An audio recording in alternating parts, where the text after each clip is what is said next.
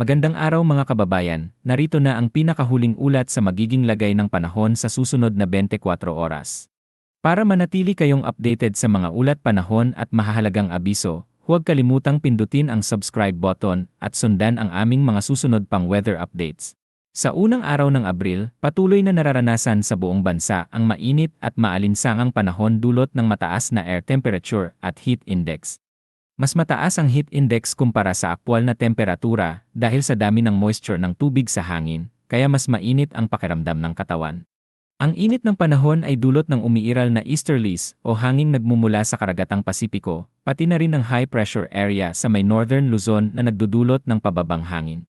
Dahil dito, kakaunti ang ulap at pag-ulan, lalo na sa northern at central Luzon, habang patuloy namang naapektuhan ng easterlies ang natitirang bahagi ng bansa. Para sa buwan ng Abril, posible pa rin ang pagbuo ng low pressure area, ngunit inaasahan lamang ang nasa isa o maaring wala.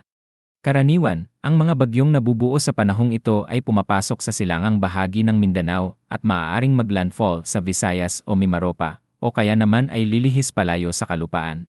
Ang susunod na bagyo ay papangalanang Kaloy kung sakaling mabuo. Sa susunod na 24 na oras, magpapatuloy ang mainit na panahon sa malaking bahagi ng bansa. May posibilidad ng panakanakang pag-ulan at thunderstorms sa Mindanao, lalo na sa hapon hanggang madaling araw. Habang sa Luzon at Visayas ay inaasahan ang karaniwang maaliwalas na panahon na may paminsan-minsang pag-ulap at isolated rain shower. Bukas, inaasahan pa rin ang mainit at maalinsangang panahon sa Luzon, na may kaunting tsansa ng pag-ulan sa ilang bahagi ng Quezon at Bicol. Sa Visayas, magiging bahagyang maulap na may panakanakang pag-ulan sa hapon, habang sa Mindanao ay magkakaroon ng localized thunderstorms sa ilang lugar. Mananatiling mataas ang heat index sa ilang bahagi ng bansa, at maaaring umabot sa humigit kumulang 40 degree, kaya pinapayuhan ang lahat na uminom ng maraming tubig at iwasan ang matinding init sa tanghali. Para sa mga maglalayag, inaasahang banayad hanggang katamtaman ang alon sa karamihan ng karagatan at walang inaasahang gale warning, maliban sa mas mataas na alon sa Batanes.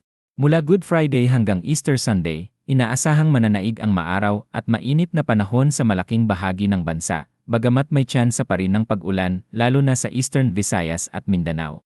Pinapayuhan ang mga magbabakasyon na mag-ingat sa init at magdala ng proteksyon tulad ng payong o sombrero. Sa kabuuan, mananatiling mainit ang panahon sa mga susunod na araw na may posibilidad ng mga panakanakang pag-ulan at thunderstorms, lalo na sa hapon at gabi.